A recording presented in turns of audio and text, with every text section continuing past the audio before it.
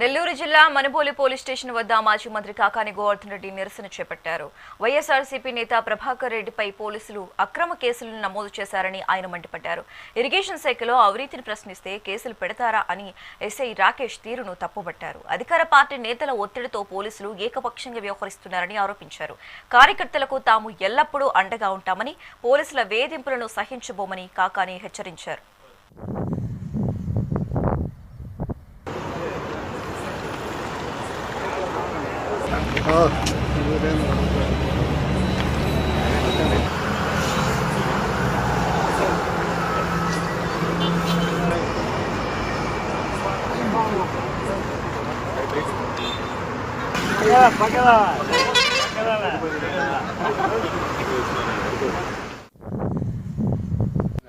నిన్న 19,70 లక్షల రూపాయలకు 319 పనులు నువ్వు భోంచడానికి మొదలుపెట్టావు కదంటే ఇంకా పనులే ప్రారంభించకపోతే అవినీతి ఎక్కడ కదా?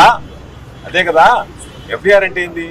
ఇమీడియట్ గా తక్షణమే చేయాల్సినటువంటి ఫ్లడ్ డ్యామేజ్ రిపేర్స్ అవి చేయకుండా ఈరోజు నువ్వు వరికి సంబంధించినటువంటి నీళ్లు వదిలి అంటే ఫ్లడ్ డ్యామేజ్ రిపేర్స్ అవసరం లేదు. మీరు భోంచేయడానికి పనులు చేసుకున్నారు. ఒకవేళ అవసరం అయితే పనులు చేయాలా?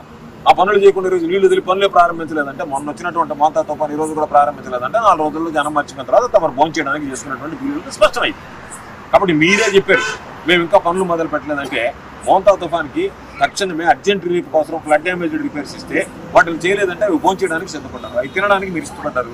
కాబట్టి ఆ పరిస్థితుల్లో మేము ప్రశ్నిస్తే దాన్ని మీరు తట్టుకోలేక మీ అవినీతిని ప్రశ్నిస్తున్నామని చెప్పి దాని మీద రకరకాలైనటువంటి బాధలు పడతాయి. ఈరోజు ఇష్ట ప్రకారం వ్యవహరిస్తా మేము 41 నోటీసులు ఇస్తాం, రేపు విచారిస్తాం, ఎల్లుండి విచారిస్తాం. మీరు ఎన్నిసార్లు విచారిస్తే ఏమవుతుంది?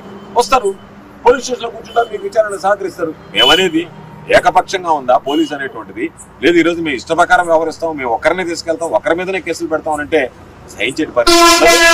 వైఎస్ఆర్ కాంగ్రెస్ పార్టీకి మొదటి నుంచి పోరాటానికి సిద్ధపడినటువంటి పార్టీ, పోరాటాలు అలవాటు పడినటువంటి పార్టీ. మా కార్యకర్తలు ఏ విధంగా కాపాడుకోవాలనో తెలిసినటువంటి వాళ్ళం.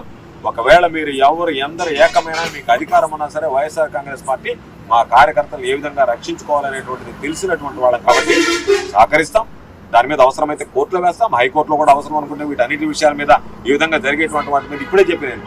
మీకు ధైర్యం లేకపోతే ఏదో తోకముడుచుకుని వెళ్ళిపోతుంటారు తప్ప ఏదో మాగడం వెళ్ళిపోవడం కాకుండా మీరు నిలబడి మాట్లాడేటువంటి పరిస్థితి లేదు. అందుకనే చెప్పాం, మీకు ఏదైనా దమ్ము ధైర్యం ఉంటే నేను సిబిఐ విచారణకి ఈరోజు కోరా, మీరు సిబిఐ విచారణకి సహకరించమని చెప్పండి. సిబిఐ విచారణ అనేటువంటిది అత్యుత్తమైనటువంటి సంస్థ దేశంలో. కాబట్టి సహకరిస్తే వాస్తవాలు బయటపడతాయి. కాబట్టి ఇటువంటి వైఎస్ఆర్ కాంగ్రెస్ పార్టీ ఉపేక్షించదు.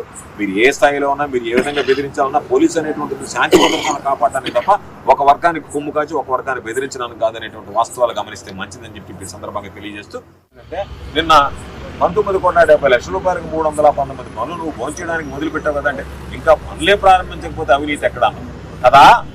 అదే కదా. ఎఫ్ఐఆర్ అంటే ఏంది? ఇమీడియట్ గా తక్షణమే చేయాల్సినటువంటి ఫ్లడ్ డ్యామేజ్ రిపేర్స్ అవి చేయకుండా ఈరోజు నువ్వు వరికి సంబంధించినటువంటి నీళ్లు వదిలి అంటే ఫ్లడ్ డ్యామేజ్ రిపేర్స్ అవసరం లేదు.